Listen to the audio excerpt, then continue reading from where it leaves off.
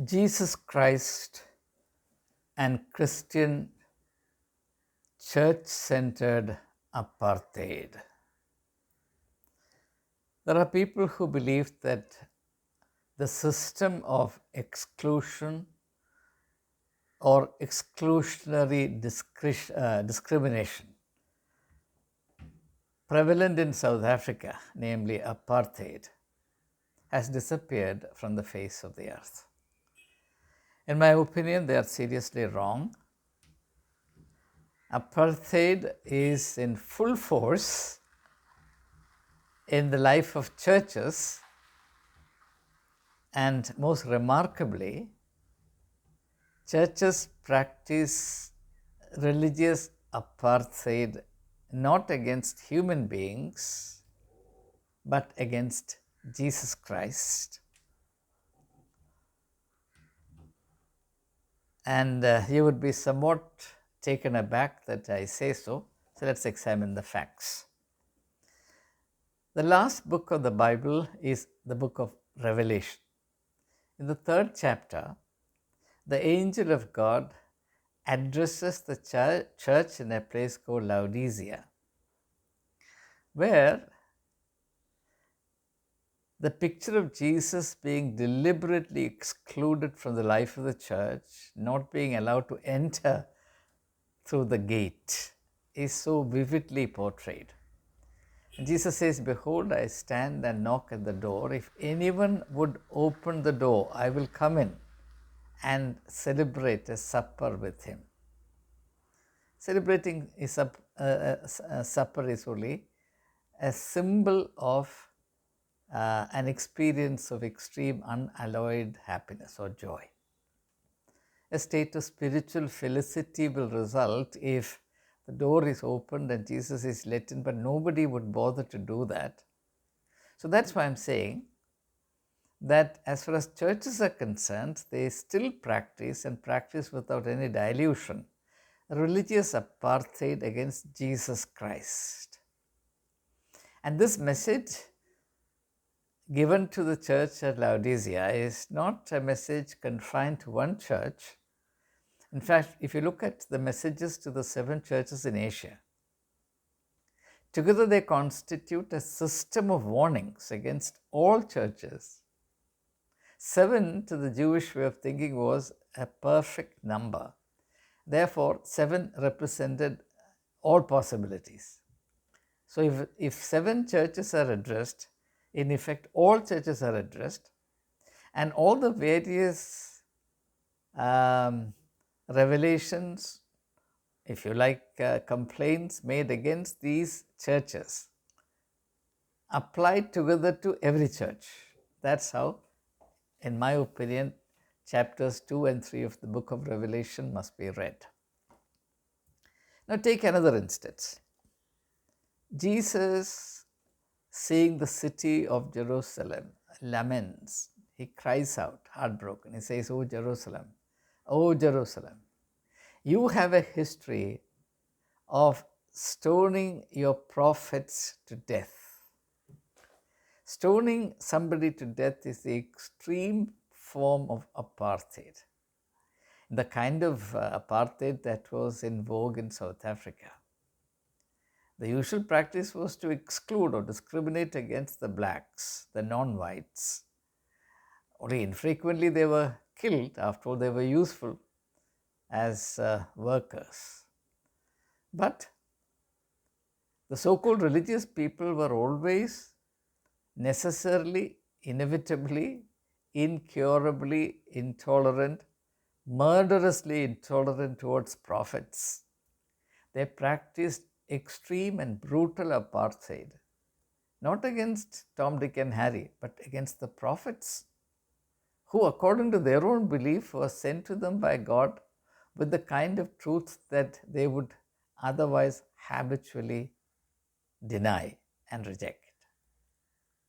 So this reality is something that is underscored by Jesus. And Jesus said, "No prophet is without acceptance except among his own people." You're happy to tolerate a prophet at a distance so long as His prophetic advocacies do not upset you or prove inconvenient to you. Let a prophet cavil against or revile some other people. Just like many Christians these days ask me, why is it that you are very generous with your criticism of Christian churches? Why don't you criticize Hindus, Muslims, Sikhs, and others? It's a variant of the same principle. No prophet is acceptable among his own people. Don't touch our practices, our customs, traditions, our various forms of highly cherished stupidities. Talk about the aberrations of somebody else. But unfortunately, I'm not in their midst. I'm in the midst of Christians all my life. I was part of this body of believers, and therefore,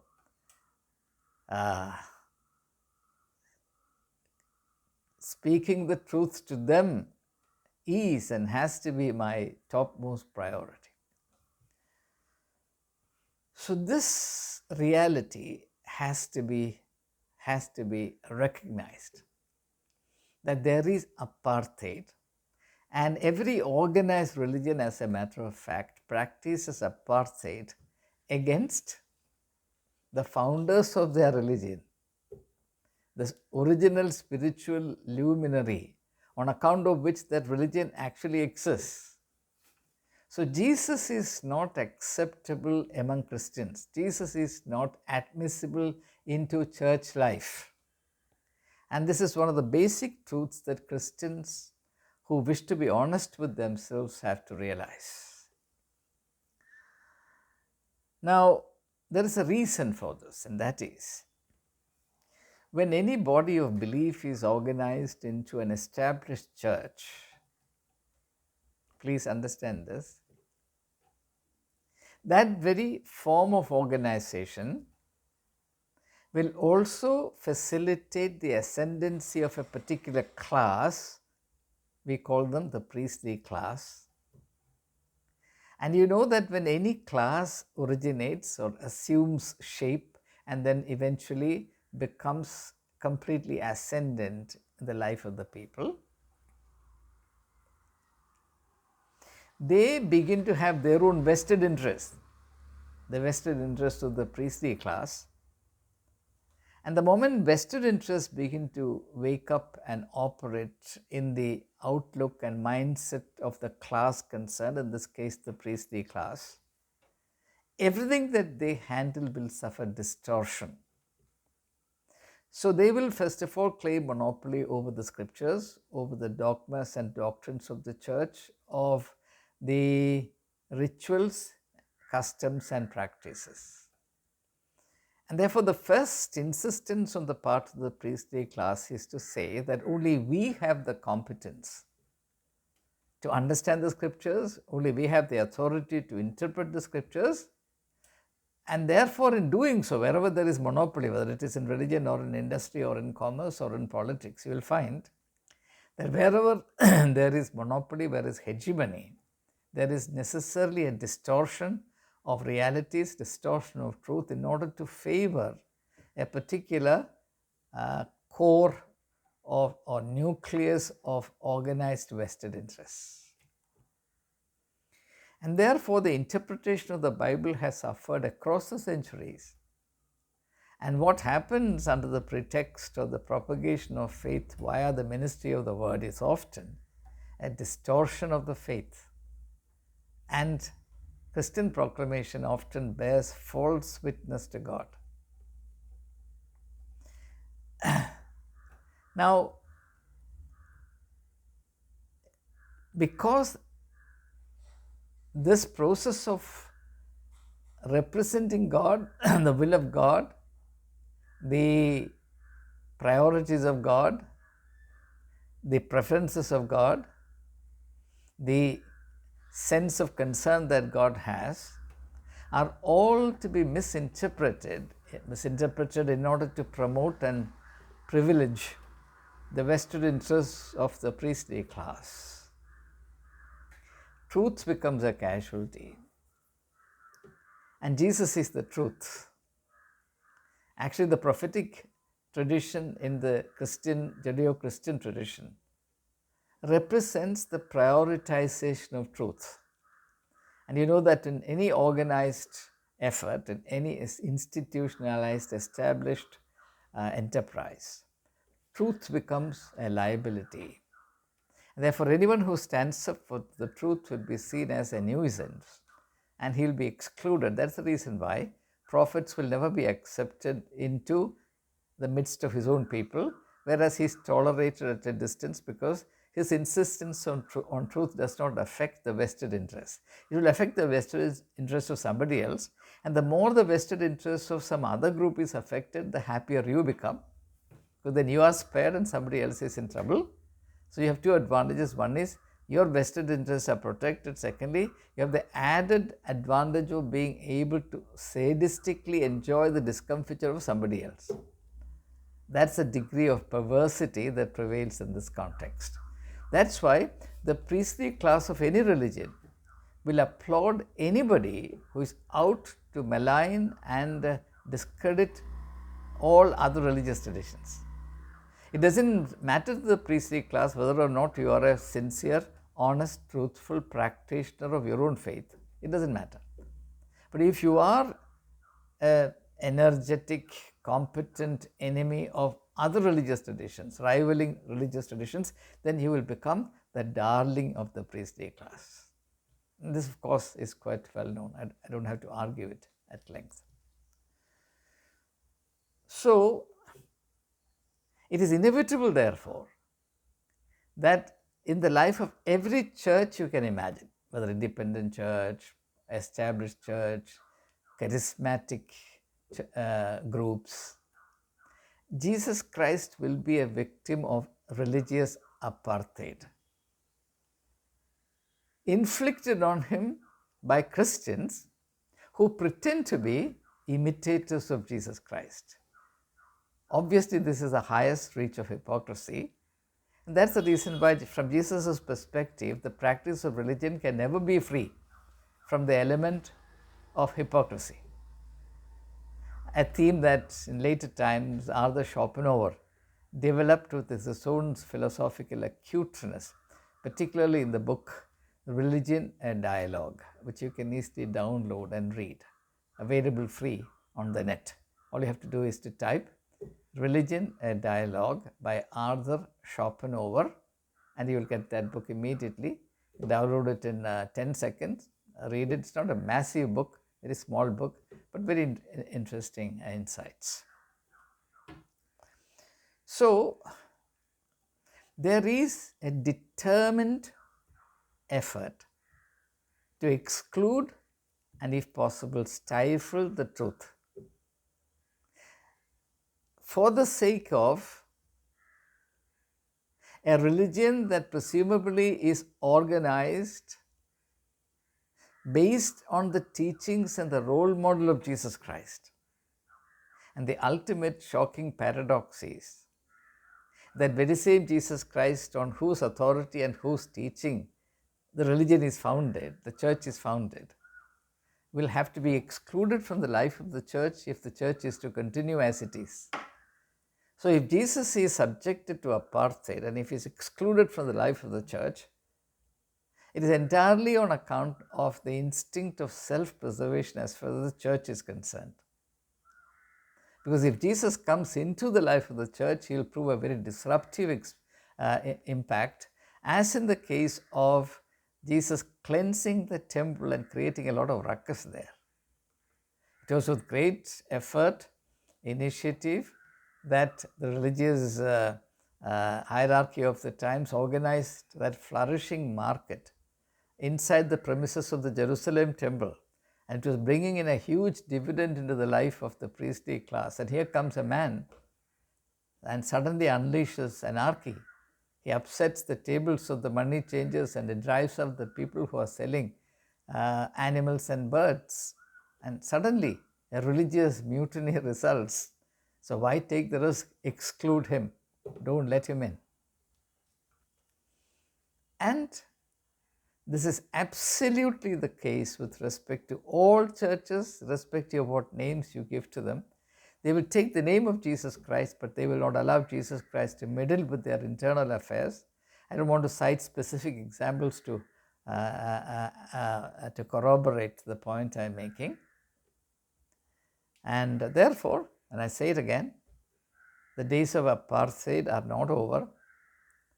It is quite widespread, it's global. And in this apartheid, the only one victim, and that victim of Jesus Christ.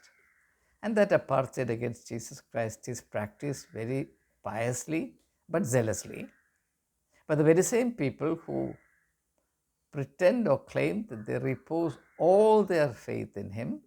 We trust you, but don't come in. And there is a Russian author who understood this principle very powerfully. You know him, you love him as much as I do. His name is Fyodor Dostoevsky. And his classic novel, Brothers Karamazov, there is a story that Ivan Karamazov tells his brother Alyosha Karamazov. There's a world-famous story, and literary critics are agreed that if you make a collection of the best short stories ever written or published in the world in all literatures, perhaps the number one would be this story. It's called The Grand Inquisitor, the story of the Grand Inquisitor. And the setting of the story is 16th century Spain. And there, the substance, the plot of the story is that Jesus, in response to the fervent appeals to the people for a second coming, appears in Seville of France. And immediately the church gets very upset, insecure. A cardinal, an 80-year-old cardinal, comes and has Jesus arrested. And the rest of the story is a conversation, a dialogue between the cardinal. His name is not revealed. There's no name ascribed to the cardinal. And Jesus, who is now under arrest. Jesus was arrested 2,000 years ago and crucified. And 16 centuries later, when he reappears among the very pious people of Spain, after all, Spain was a very pious, dogmatically, furiously pious Catholic country.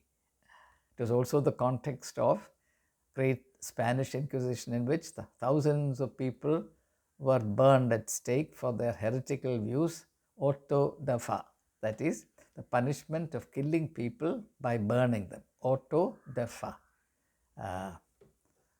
So, in that context, the senior cardinal has one strict instruction to give to Jesus. He says, don't open your mouth and say a single word.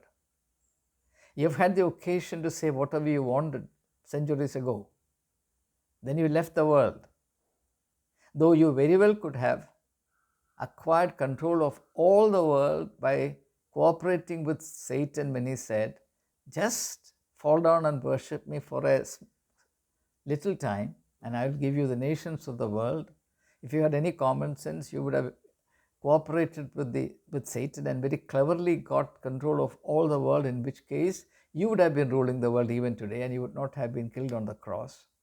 You committed that basic blunder. And then we came along, we picked up the broken fragments that you left, and we have created this masterpiece called the church.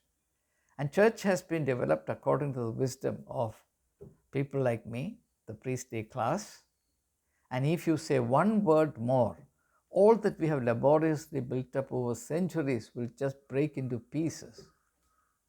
And we will not let you play that havoc with the life, with the church that we have built up with so much labor and effort. We will not let you disturb the system that we have built up. You are simply not acceptable. Do not say a word. Apartheid. Even in the acute form of South African apartheid, people who were victims of the system of apartheid could speak. Though their freedom of speech was curtailed, they could still speak.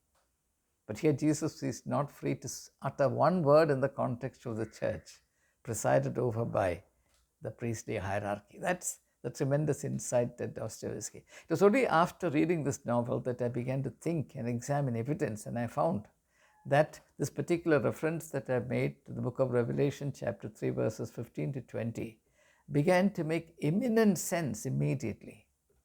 And also, Jesus' own lamentation why the Jews could not tolerate the priest, whose only business was to speak out the truth, and why the priestly class finds truth so allergic. I could understand all of that in a very, very clear and compelling fashion after reading Brothers Karamazov by Fyodor Dostoevsky, and in particular, this most celebrated of all short stories ever written in the history of humanity, the Grand Inquisitor. The Grand Inquisitor. You can just download this short story alone. You don't have to read the whole of Brothers Karamazov. It's a very thick novel, a large novel. You can, from the net, you can download, just type The Grand Inquisitor by Dostoevsky. You will get it. It's only about 15-20 pages. Please read it, then you will understand what I am saying. So, does apartheid still exist? Of course it does. Who practices it? Christians. Who is the victim of this apartheid? None other than Jesus Christ. Surprising? You think I'm exaggerating the case? Think. Namaskaram.